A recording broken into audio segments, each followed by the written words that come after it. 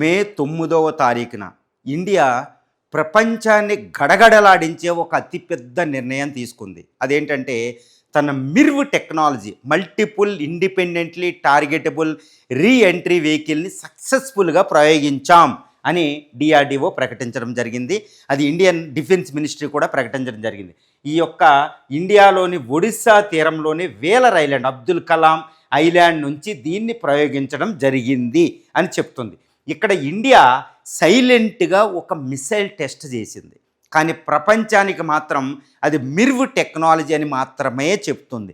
ఏంటి అంటే దాని పేరే సూర్య మిసైల్ లేదా అగ్ని-6 మిసైల్. నాకు తెలిసినంతవరకు అగ్ని-5ని ప్రయోగించినప్పుడే సూర్యాను కూడా ఆల్మోస్ట్ టెస్ట్ చేయడం జరిగింది. ఇప్పుడు నాకు సమాచారం, నా అనాలిసిస్ ప్రకారం ఏంటంటే ఇండియా టెస్ట్ చేసిన మిసైల్ పేరే సూర్య మిసైల్. ఈ సూర్య అనేది ఒక ICBM inter continental ballistic missile. దీన్ని ఇండియా చాలా సైలెంట్గా టెస్ట్ చేసేసింది. కానీ పైకి చెప్పేది ఏంటంటే ఈ యొక్క మిర్వ్ టెక్నాలజీని మాత్రమే నేను టెస్ట్ చేశానని చెప్తుంది ఇండియా. కానీ మరి మిర్వ్ టెక్నాలజీ ఏ మిసైల్స్కి ఉంది ఇండియాలో? అగ్ని-5కి, అగ్ని-6కి, తర్వాత సూర్య మిసైల్కి ఉంది. అగ్ని-5ని సక్సెస్ఫుల్గా ప్రయోగించాం, ఆ సైనిక దళాల్లో చేర్చడం కూడా జరిగిపోయింది. ఇక అగ్ని-5 అంటేనే అగ్ని-6 కూడా ఆల్మోస్ట్ అయిపోయింది. ఇప్పుడు సూర్య తన అమ్ముల పొదిలోనే ప్రపంచంలోనే అత్యాధునిక ఐసీబీఎం, ఈ ఐసీబీఎంను ఇప్పుడు టెస్ట్ చేసింది. కానీ బయటికి చెప్పేది మిర్వ్ టెక్నాలజీ అనే చెప్తుంది. మరి ఎందుకు దాస్తుంది ఇండియా? ఎందుకు బయటికి ఇంత డిక్లేర్ చేయడమే? కానీ శత్రు దేశాలకి తెలిసింది, శత్రు దేశాలందరికీ తెలిసి ఇండియా సూర్యాన్ని ప్రయోగించిందని. ఇప్పుడు ఈ సూర్య ఏమని చెప్తుందంటే ఇండియా ఈ సూర్య మిసైల్ యొక్క విశిష్టతను చెప్పేటప్పుడు ఇండియా మేము సక్సెస్ఫుల్గా ప్రయోగించిన టెక్నాలజీ ఏంటి అని చెప్తుంది. అదే ఏంటి? MIRV technology. మిర్వ్ టెక్నాలజీ అంటే ఒక మిసైల్ని ప్రయోగించిన తర్వాత అది ఆకాశంలో అంతరిక్షంలో 1500 నుంచి 4500 కిలోమీటర్ల పైకి వెళ్ళిపోతుంది.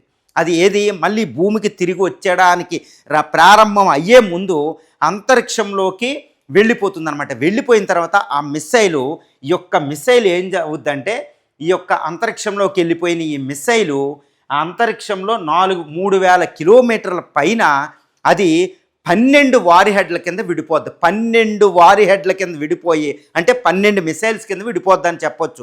సబ్ మిసైల్స్ కింద విడిపోయి 12 టార్గెట్లను పెట్టుకుంటుంది.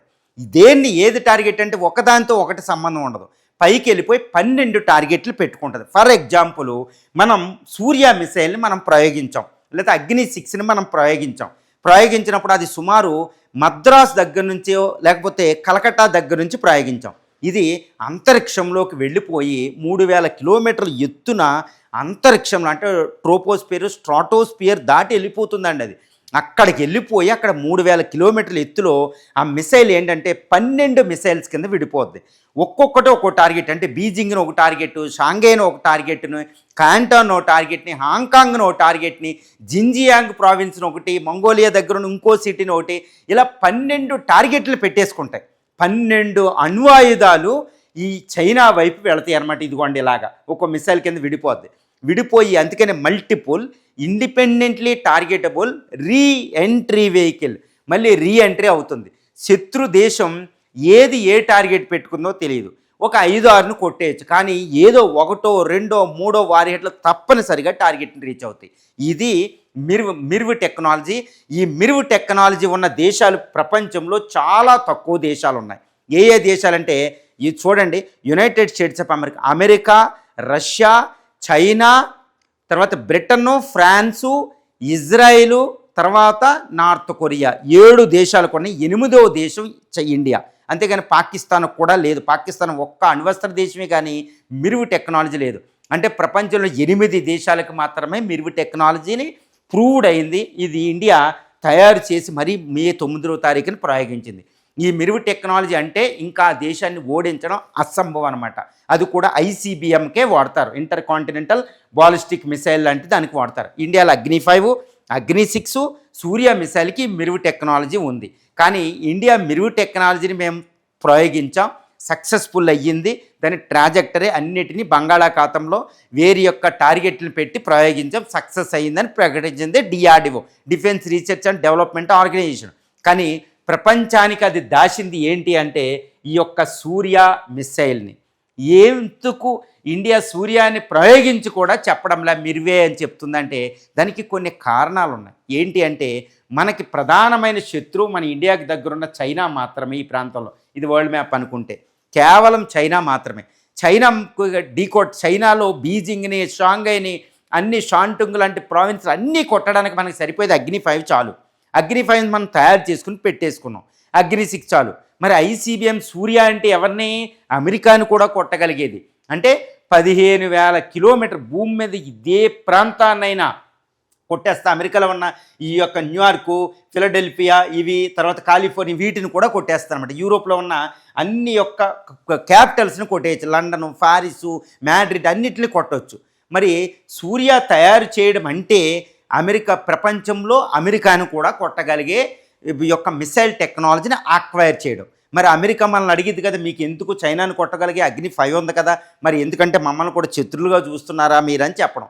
ఇప్పుడు ఇండియాకి అమెరికా మిత్రదేశమే, శత్రువు అని ఎవరు అనుకోవద్దు. ఒక ట్రంప్ కొన్ని చర్యలను పక్కన పెట్టేస్తే తర్వాత యూరోప్ కూడా ట్రేడ్ డీల్ కుదుర్చుకుంది, అది కూడా మనకి మిత్రదేశమే. మరి వాటిని కొట్టగలిగే మిసైల్ తయారు చేయడం అంటే వాటికి కాస్త భయమేస్తుంది కదా, లేకపోతే ఇండియాని దూరం పెడతాయి కదా. ఇలాంటి దాన్ని అవాయిడ్ చేయడానికి నెంబర్ 1. నెంబర్ 2 అంటే మిసైల్ టెక్నాలజీ కంట్రోల్ రిజైమ్ అనే ఒక ఒప్పందం ఉంది. దాని ప్రకారం 5,000 కిలోమీటర్లో దాటితే ఐసీబీఎంలు తయారు చేస్తే ఆ ఒప్పందం ప్రకారం మనం ఈ మిసైల్ తయారు చేసేస్తే దాన్ని వైలేట్ చేసి ఈ దేశాలు కొన్ని టెక్నాలజీని మనకి ఇవ్వవు. మనకి టెక్నాలజీ ఇంకా అవసరం ఉంది కాబట్టి దాన్ని అవాయిడ్ చేయడానికి. తర్వాత ఇండియా ఇప్పుడు ప్రపంచమంతా యుద్ధాలమయం నడుస్తుంది. ప్రపంచమంతా యుద్ధాలమయం. చైనా గొగ్గోలు పెడుతుంది, ఇరాన్ యుద్ధం, అక్కడ రష్యా యుక్రెయిన్ యుద్ధం, అమెరికా, ఇవన్నీ. ఇక్కడ మనం ఎకనామికల్లీ గ్రోత్ అవుతున్నాం. మనకి ఎనర్జీ సెక్యూరిటీ ఇంపార్టెంట్. ఎవరితోనూ తగవలు పెట్టుకోకూడదు, గమ్ముగా డెవలప్ అయిపోవాలి సైలెంట్గా. అలా విధంగా శత్రువులకు వార్నింగ్ ఇవ్వాలి. కాబట్టి మిత్రులను పోగొట్టుకోకుండా శత్రువులకు వార్నింగ్ ఇస్తూనే మన యొక్క ఎకనామిక్ ఇంట్రెస్ట్ని ప్రొటెక్ట్ చేసుకునేటట్టు గ్లోబల్ మిలిటరీ పవర్ అవ్వడానికి ఈ యొక్క మిసైల్ టెస్ట్ చేసేసామని పైకి చెప్పరు, కానీ సూర్యాన్ని ప్రయోగించేసాం. అందుకనే ఇండియా మే 9వ తారీఖున వేలర్ ఐలాండ్ నుంచి ప్రయోగించిన క్షిపణి పేరు సూర్య. కానీ ఐసీబీఎం దీన్ని ప్రపంచానికి దాస్తూనే మేము మిరువు టెక్నాలజీని మాత్రమే పరీక్షించామని చాలా తెలివిగా ఇండియా చెప్పుకోవడం జరిగింది. ఒక అద్భుతం. ఇది మోడీ యొక్క వార్ డిప్లొమసీ, మిలిటరీ డిప్లొమసీ ఇంత అద్భుతంగా ఉంటుంది అయితే నేను చెప్పగలను మిరువు టెక్నాలజీతో. ఇప్పుడు మిరువు టెక్నాలజీ ప్రూవ్ అయింది. మరి ఈ మిరువు టెక్నాలజీ ఎందుకు అంటే ఈ మిరువు టెక్నాలజీతో United States of America patriot air defence system, third air defence system, China develop చేసిన HQ ఎయిర్ డిఫెన్స్ సిస్టంలో, ఈవెన్ రష్యా యొక్క S-500 ఎయిర్ డిఫెన్స్ సిస్టంలో, S-400 ఎయిర్ డిఫెన్స్ సిస్టంలో కూడా ఈ మిరువు టెక్నాలజీని ఆపలేవు. అంటే ప్రపంచంలో ఉన్న ఈ golden dome, iron dome, Israel అన్ని యొక్క ఎయిర్ డిఫెన్స్ సిస్టమ్ని పెనిట్రేట్ చేసుకుని వెళ్ళగలిగింది. కాబట్టి మిరువు అంటే ఇక ఇండియాని ఓడించే దేశం ప్రపంచంలో లేదు. ఇది హైడ్రోజన్ బాంబులు. తర్వాత ఈ సూర్య మిసైల్ ఏంటంటే 15,000 నుంచి 16,000 కిలోమీటర్ అంటే భూమి మీద ఏ ప్రాంతాన్నైనా ఇది ఢీకొనగలిగింది. మిరువు టెక్నాలజీతో వెళ్ళిపోద్ది. Inter continental ballistic missile. తర్వాత 2 stage, liquid, solid stage. Silos నుంచి ప్రయోగించవచ్చు, టెలోస్ లాంటి మొబైల్ వెహికల్స్ నుంచి ప్రయోగించవచ్చు, ఈవెన్ ట్రైన్స్ మీద నుంచి కూడా ప్రయోగించవచ్చు. ఏది? ఈ యొక్క ఐసీబీఎం సూర్య మిసైల్ని. ఇది మిరువు టెక్నాలజీతో అణు బాంబులే కాదు, హైడ్రోజన్ బాంబులు కూడా ఇది తీసుకెళ్ళగలిగింది. ఇది 3 టన్నుల హైడ్రోజన్ బాంబు దాకా ఇది మోసుకెళ్ళగలిగింది. 12 వార్ హెడ్లతోటి వెళ్తుంది. దీని స్పీడు 27 మ్యాక్ అంటే గంటకి 33,000 కిలోమీటర్లు. గంటకే 33,000 కిలోమీటర్లు అండి. ధ్వని వేగం కంటే 27 రెట్లు స్పీడ్తో అది వెళ్తుంది. కాబట్టి ఈ అమెరికా న్యూయార్క్ని కూడా కేవలం అరగంటలోనే ఆల్మోస్ట్ ఇది రీచ్ అయిపోతుందన్నమాట. దాన్ని గుర్తుపెట్టుకోవాలి, అంతటి స్పీడ్ అనమాట. హైపర్సోనిక్ స్పీడ్ కంటే చాలా ఎక్కువగా అది వెళ్ళిపోతుంది. ఇంతటి దారుణమైన మిసైల్ ఆల్మోస్ట్ 70 టన్నుల బరువు ఉంటుంది. అందులో 3 టన్నుల పేలోడ్ని ఈ అణుబాంబుని తీసుకెళ్ళదు అనమాట. ఇది యొక్క స్పేస్లోకి ఎంటర్ అవుద్ది. ఆల్మోస్ట్ మనం PSLV రాకెట్ లాంచ్ వెహికల్ లాంటి టెక్నాలజీతో దీన్ని తయారు చేస్తారు. ఈ యొక్క సూర్య మిసైల్ని భారతదేశం ప్రయోగించి ఈరోజు global military leader, global military power India అనేది ఇది అల్టిమేట్ వెపన్. అంటే భారతదేశం 1983లో ఇందిరాగాంధీ టైంలో Abdul Kalam అధ్యక్షతను మొదలెట్టిందే integrated guided missile development programme అండి. అందులో భాగంగా 5 మిసైల్ తయారు చేసాం. ఇది పృథ్వీ, నాగ్, త్రిశూలు, తర్వాత ఈ అగ్ని సిరీస్ని, వీటన్నిటిని మనం తయారు చేసాం 5.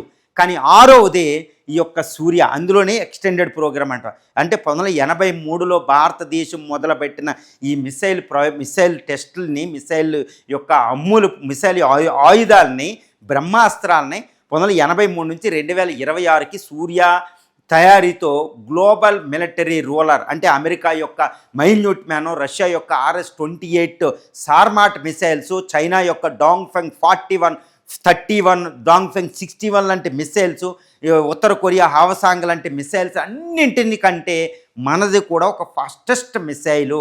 ప్రపంచంలో మేము గ్లోబల్ లీడరు అని ఈరోజు 2026 మే 9 నాటికి మన మిసైల్ ప్రయోగాలు అయ్యినాయి అని చెప్పుకోవచ్చు. ఒక అద్భుతమైన మిసైలు. ఈ సూర్య మిసైల్ ప్రయోగంతో ఇండియా ఇంకా తిరుగులేని శక్తి. పైకి చెప్పేది మాత్రం మెరుగు టెక్నాలజీనే పరీక్షించామని చెప్తుంది ఇండియా.